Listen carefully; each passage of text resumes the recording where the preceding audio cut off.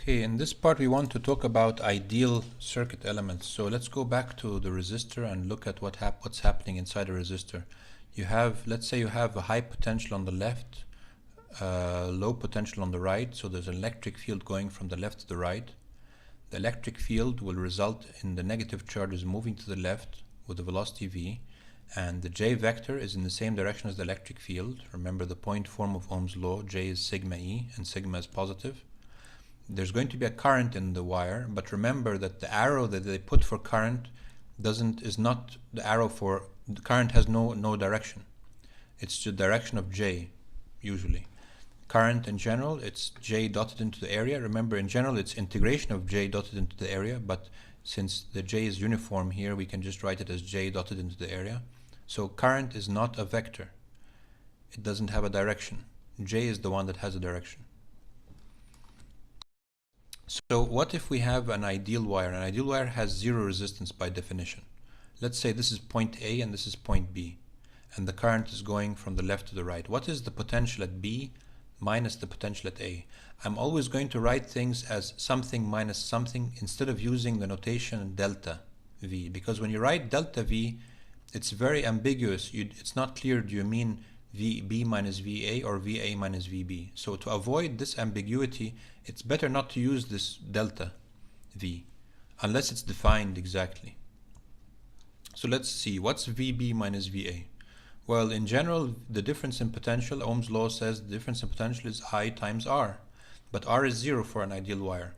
So VB minus VA is 0. So for an ideal wire, when you write just a line like this, there's no difference in potential at any point along this ideal wire.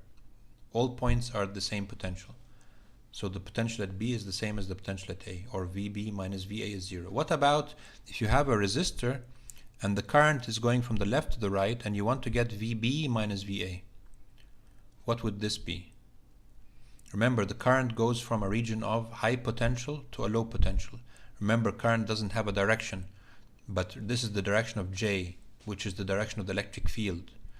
So the current, if you think about current having a direction, which it doesn't, but just think about it the way they do it in textbooks by putting this arrow. The current goes from a region of high potential to low potential. So that means point B is at a lower potential than point A. So VB minus VA is going to be a negative number. But we know that VB minus VA is I times R. So it's going to be minus I times R. So what about if you have the same resistor, but the current is going from the right to the left? What would VB minus VA be? Well, remember, the current goes from a region of high potential to a region of low potential. So the point B is at a higher potential than the point A.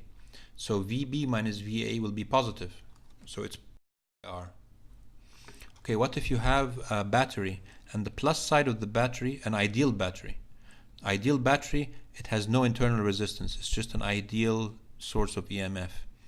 So the plus side is on the right and the negative side is on the left. What would VB minus VA be? Remember, the battery always maintains a constant potential difference across it, and the plus side of the battery is at a higher potential than the negative side. So that means VB minus VA will be a positive number, and it will equal to the EMF, the value of the EMF of the battery. So it will be plus epsilon. Okay, what about an ideal battery with the minus side on the right and the plus side on the left? What would VB minus VA be in this case? Well, this is the lower potential side, this is the higher potential side, so VB minus VA would be minus epsilon. So epsilon, the EMF just gives you the value of the EMF, but if you want to get the potential difference, you need to know, is it a positive number or a negative number? So this is very tricky, and a lot of the mistakes that happen because of this mistake in the sign.